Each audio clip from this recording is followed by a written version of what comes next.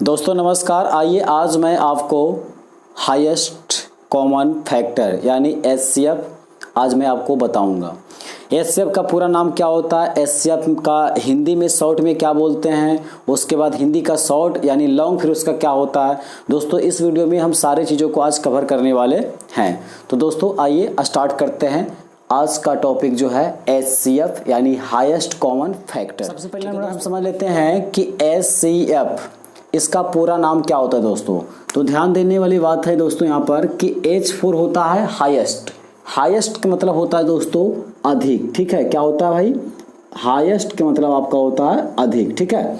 अच्छा, दूसरा नंबर में हम दोस्तों बोलते हैं कॉमन। कॉमन का मतलब होता है समान, या तो इसको बोल सकते हैं हम लोग बराबर। क्या बोलते हैं भाई, बराबर बोलते हैं, ठीक है। अच्छा, नंबर तीसरा में जो होता है दोस्तों F4 फैक्टर यानी फैक्टर मतलब होता है इसका गुणज, ठीक है। क्या होता है दोस्तों, गुणज होता है। चलिए तो पहले ये समझना है कि HCF का पूरा नाम क्या हो गया। तो H4 हाईएस्ट, हाईएस्ट का मतलब होता है दोस्तों अधिक, C4 कॉमन, कॉमन मतलब समान या बराबर, F4 फैक्टर, फैक्टर यानी गुणज होता है दोस्तों, ठीक है ना। तो इतना चीज कंप्लीट हुआ। अब हम इसको क्या करते हैं कि अगर आपसे कह देगा कि HCF का जो होता है हिंदी में क्या कहते हैं, तो दोस्तों हिंदी में हम इसको बोलते हैं हिंदी में बोलते हैं यानी कि शॉर्टकट में अगर बोलेंगे दोस्तों तो मासा, ठीक है ना। क्या होता है दोस्तों, मासा। अब मासा का अगर पूछा जाएगा फुल फॉर्म क्या होता है, जैसे अगर आपको यहाँ देख रहे होंगे कि HCF का पूरा नाम पूछा गया तो बोले आपने कि हाईएस्ट कॉमन फैक्टर, ठीक है ना। उसी प्रकार से अगर पूछा जाएगा कि मासा का पूरा नाम क्या होता है दोस्तों, तो आपको बताना है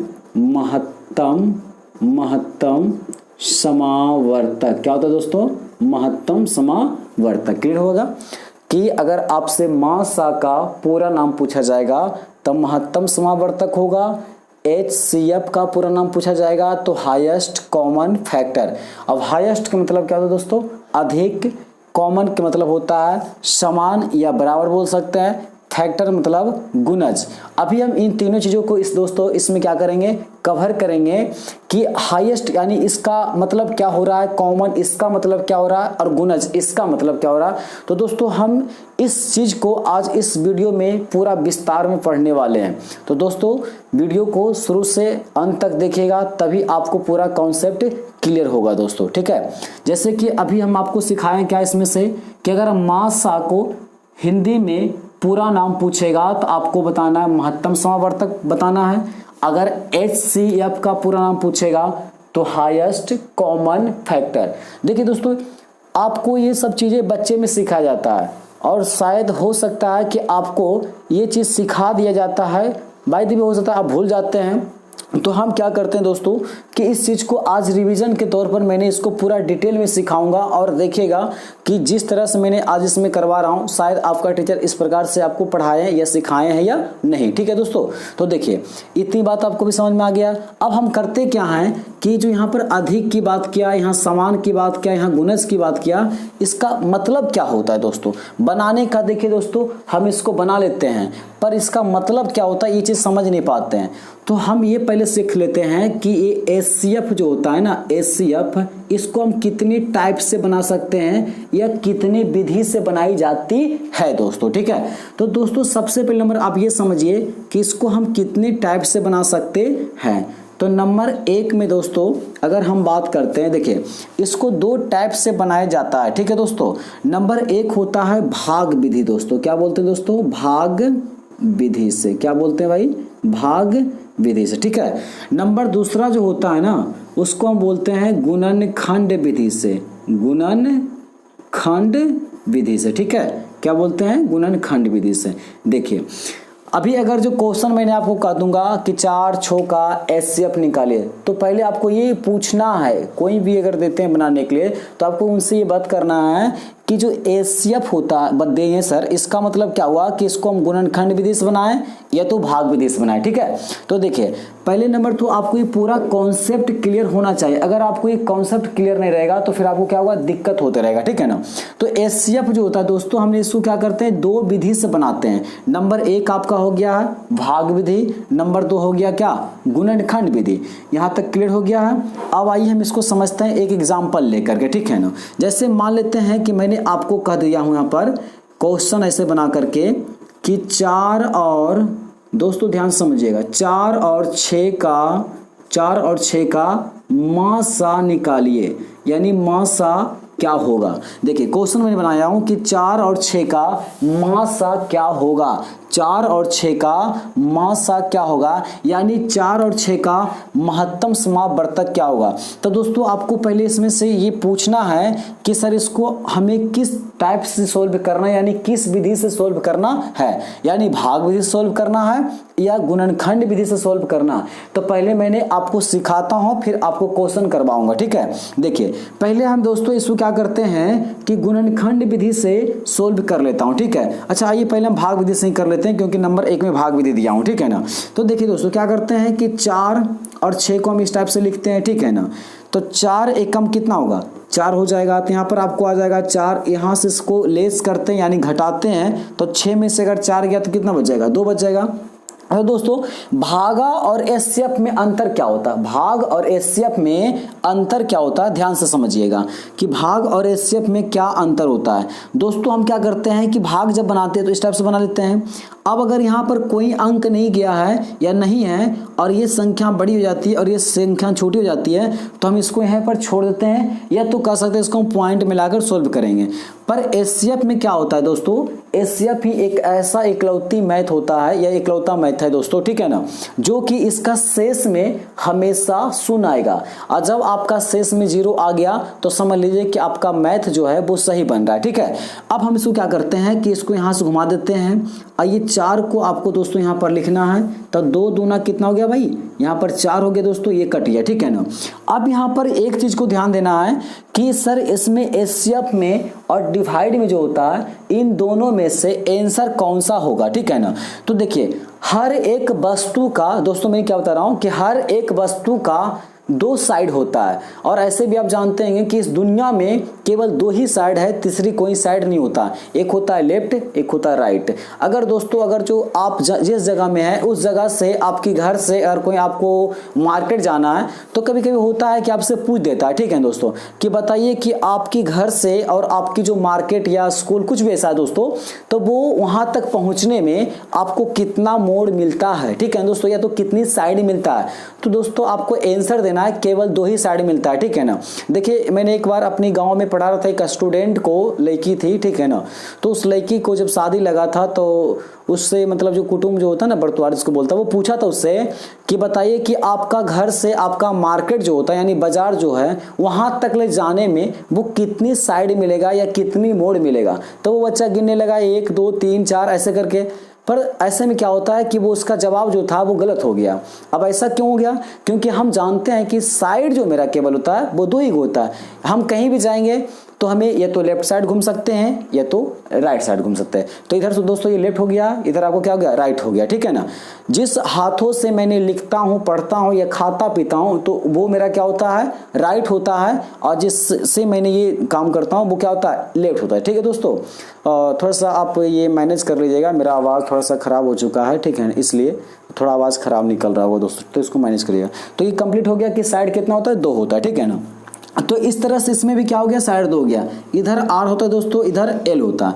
आर के मतलब होता है राइट साइड, एल के मतलब होता है लेफ्ट साइड। ठीक है ना, तो एचसीएफ में जो आंसर होता है, एचसीएफ में जो आंसर होता है वो आपका क्या होता है, लेफ्ट साइड का। तो हम लिखेंगे एचसीएफ बराबर से कितना हो गया, 2 हो गया। कभी कभी देखिए कोई कंडीशन में इसी में देख लीजिए कि दोनों साइड में क्या आ गया, 2 आ गया। तो ध्यान रखना है आपको कि एचसीएफ में जो आंसर होता है वो लेफ्ट साइड का होता है, और डिवाइड में जो आंसर होता है वो राइट साइड का होता है। क्लियर हो गया दोस्तों। अब इस चीज को हमने गुणनखंड विधि से आपको करके दिखाता हूं दोस्तों, ध्यान समझिएगा। देखिए गुणनखंड विधि से मैंने आपको यहां पर करके दिखाता हूं। देखिए दोस्तों, इसको अब हम करते हैं क्या कि गुणनखंड विधि से निकाल के दिखाता हूँ। जैसे यहाँ पर कहा रहा था क्या क्वेश्चन में 4 और 6, तो यहाँ पर आपको 4 लिखना है और यहाँ पर आपको क्या लिखना है 6 लिखना है, ठीक है। तो 4 को देखना है कि कौन कौन से नंबर इसको पूर्णतः डिवाइड कर देगा। तो दोस्तों 1 आपको काट देगा, इसको 2 काट देगा और इसको 4 काट देगा, ठीक है। अब इसको हम क्या करते हैं कि इसको काट के देखेंगे तो 1 से कट जाएगा, 2 से कट जाएगा और 3 से कट जाएगा और 6 से। इसके अलावा इसको और कोई संख्या नहीं काट सकती, ठीक है ना। तो देखिए दोस्तों, हमने क्या बताया था हाईएस्ट, आगे बात को समझने की यहाँ पर कि हाईएस्ट।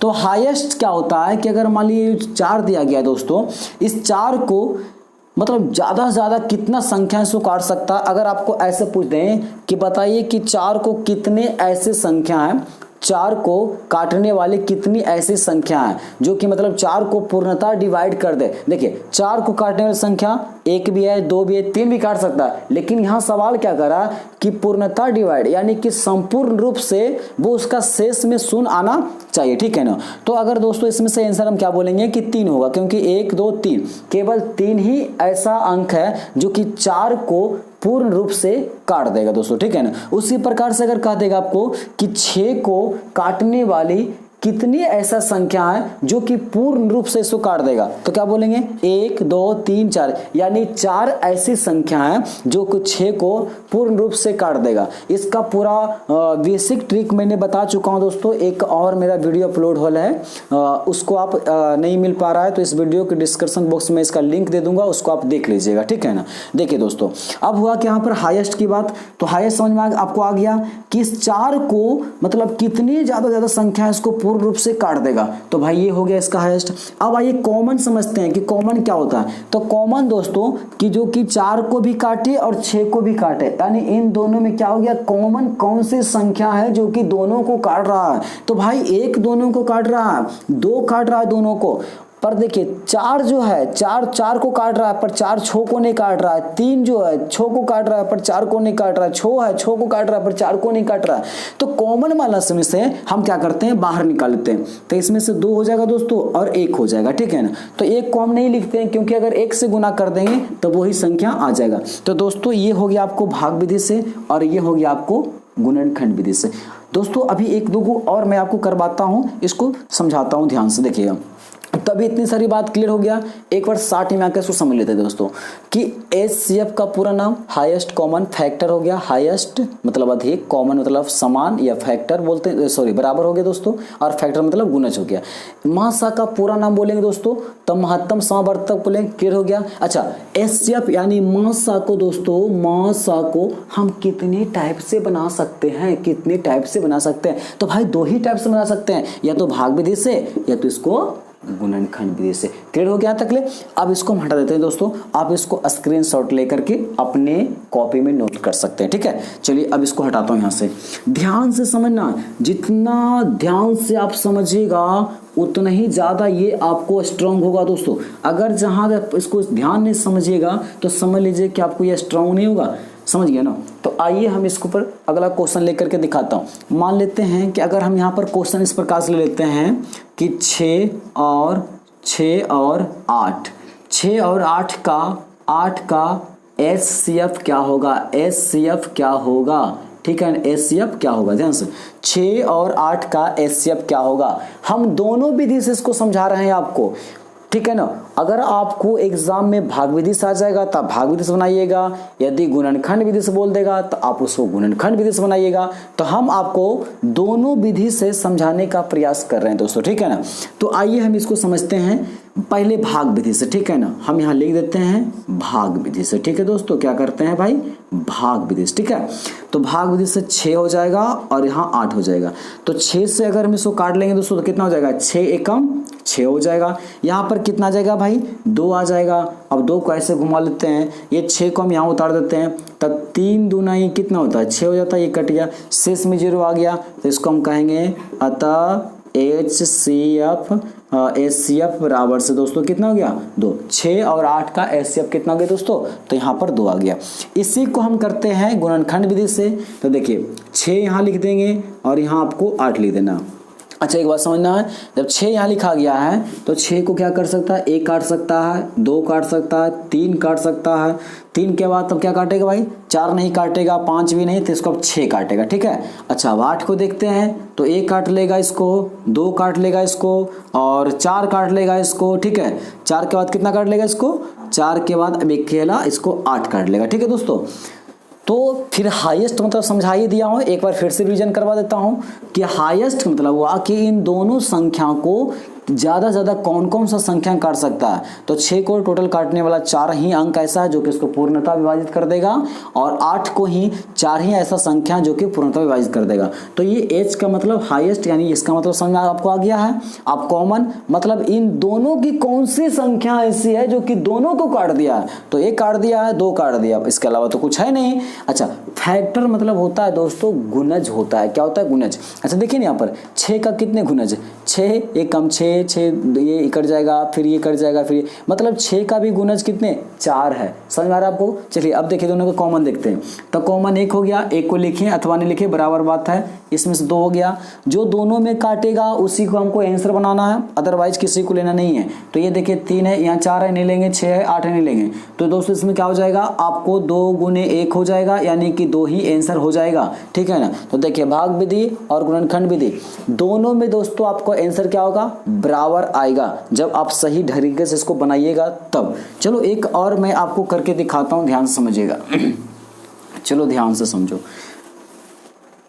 मान लेते हैं दोस्तों आपको क्वेश्चन इस प्रकार से दिया गया है, यहाँ पर 48, ठीक है 48 दे दिया है, और यहाँ पर आपको 64 दे दिया गया है।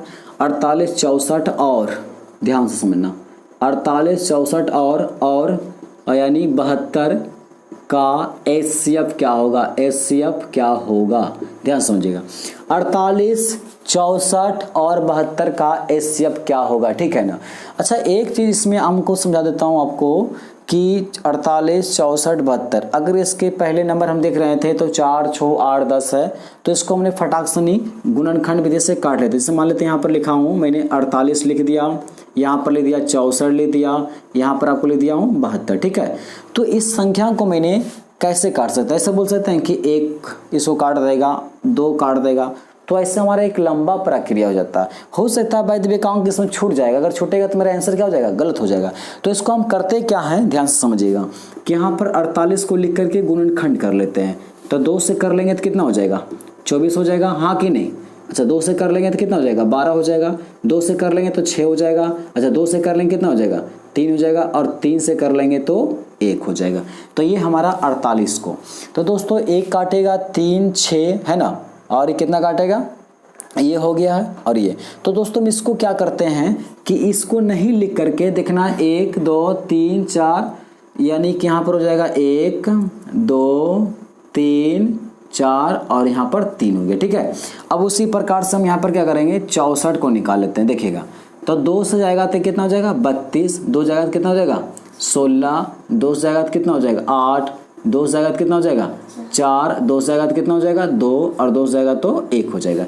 इसमें खाली केवल 2 आया है, 1 2 3 4 5 6, 6 ही बार आया।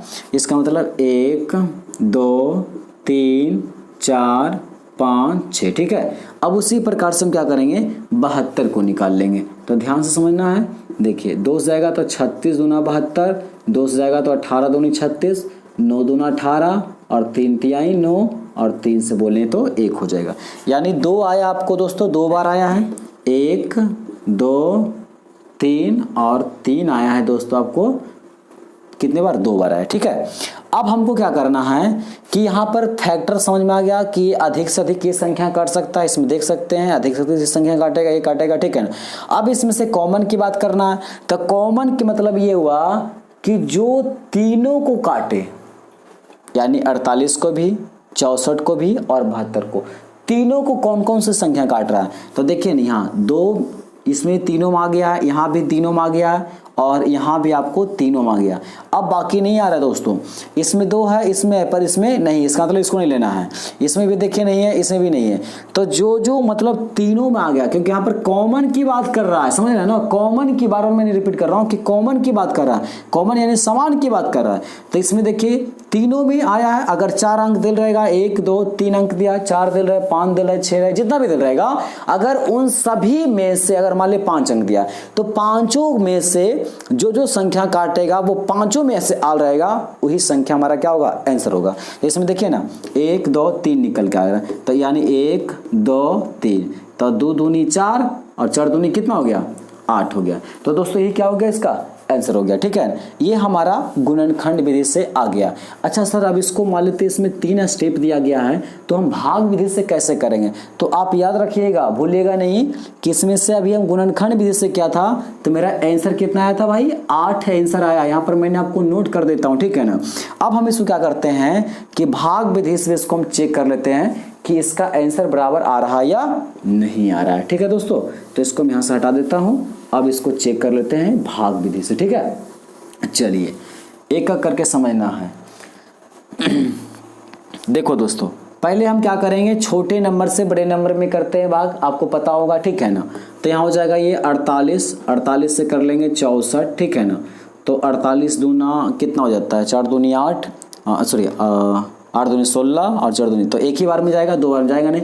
तो एक बार में यहाँ कितना हो जाएगा 48, ये 14 में 60 गया तो कितना बच गया भाई, 6 बच गया है। यहाँ बच गया 5 में से 1 गया तो कितना हो गया यहाँ पर, सॉरी 5 में 4 गया तो 1 बच गया। ठीक है, चलिए अब इसको हम क्या करते हैं, इस तरह से घुरा लेते हैं। तो यहाँ पर आपको चलाएगा 48, ठीक है। तो 16 दूनी 32, 16 48, यानी यहाँ पर जो आपको कट करके आ गया है वो 48 आ गया। तो दोस्तों ये आपका भी आंसर नहीं हुआ। अब जो इसका आंसर आया, इन दोनों का जो बीच का आंसर जो आया वो 16 आ गया। अब इस 16 से भाग करना है कितना में, 72 में करना है, ठीक है ना। तो यहाँ पर हम लिख देता हूँ ऊपर मिला करके कि 16 से भाग करना है 72 में। तो 16 दूनी 32, 16 48, 16 चौका 64, नहीं 16 चौका 64, 16 का 16, 16 32, 16 48, 16 चौका 64। तो यहाँ पर 4 बन जाएगा 64 हो जाएगा। अब 12 में से 4 गया बेटा तो 8 बच गया, ये तो कट ही गया। अब यहाँ से इसे घुमा लेता हूँ, यहाँ पर 8 दूनी कितना हो जाएगा, 16 हो जाएगा। तो देखिए यहाँ पर आ गया आपका एचसीएफ का जो मान आ गया वो 8 आ गया। तो दोस्तों यदि ये कॉन्सेप्ट आपको समझ में आ रहा है तो वीडियो को लाइक करिए, चैनल को सब्सक्राइब करिए और अपने सभी साथियों के पास में इसे शेयर करिए। शेयर ताकि कर दिए दोस्तों कि जो बच्चे नहीं जान रहे वो उनको भी इन चीज़ों का लाभ मिल सके। ठीक है, तो देखिए अगर आप सही बनाइएगा तो गुणनखंड विधि से भी आंसर बराबर आएगा और भाग विधि से आंसर बराबर आएगा। तो दोस्तों अगर इसी तरह के कोई भी क्वेश्चन आपको फंसता है या आपको परेशान करता है तो आप हमारे व्हाट्सएप नंबर कमेंट बॉक्स में आप भेज सकते हैं। मैं आपको वादा करता हूं कि 24 घंटा के अंदर में मैं आपको तुरंत इसका रिप्लाई दूंगा। दोस्तों 24 घंटा मैं इसलिए लेता हूं कि थोड़ा सा इंगेज हूं, मतलब टाइम नहीं मिल पाता है। आप अभी देख पा रहे होंगे वीडियो में कि रात का 1 बज गया दोस्तों, देखिए 1:02 हो गया है और मेरी आंख लाल हो रहा है, पसीना भी आ रहा है। ठीक है दोस्तों, फिर भी मैं चाहता हूं कि नहीं, हमारे जितने भी भाई हैं उन सभी के लिए अगर थोड़ी सी मैं अपना इस जीवन को सहयोग करता हूं अपने फ्रेंड के लिए, दोस्तों के लिए, तो हमें कोई परेशानी नहीं दोस्तों। अगर आप एक छोटा सा प्यारा सा कमेंट करते हैं, थोड़ी सी शेयर करते हैं, एक लाइक कर देते हैं तो बहुत दोस्तों मुझे एनर्जी मिलता है। जितना मुझे खाना खाने से एनर्जी नहीं मिलता है ना, उतना आपका एक कमेंट और एक लाइक से मुझे इतना एनर्जी मिलता है कि सोए हुए रहते हैं तो लगता है कि नहीं उठ करके हम जा करके एक नया टॉपिक पर वीडियो बनाऊँ। तो दोस्तों अगर ये वीडियो अच्छा आपको लग रहा है तो ही आप इसको लाइक कर दीजिए, चैनल को सब्सक्राइब कर दीजिए और अपने दोस्तों के साथ हमसे शेयर करिए। धन्यवाद।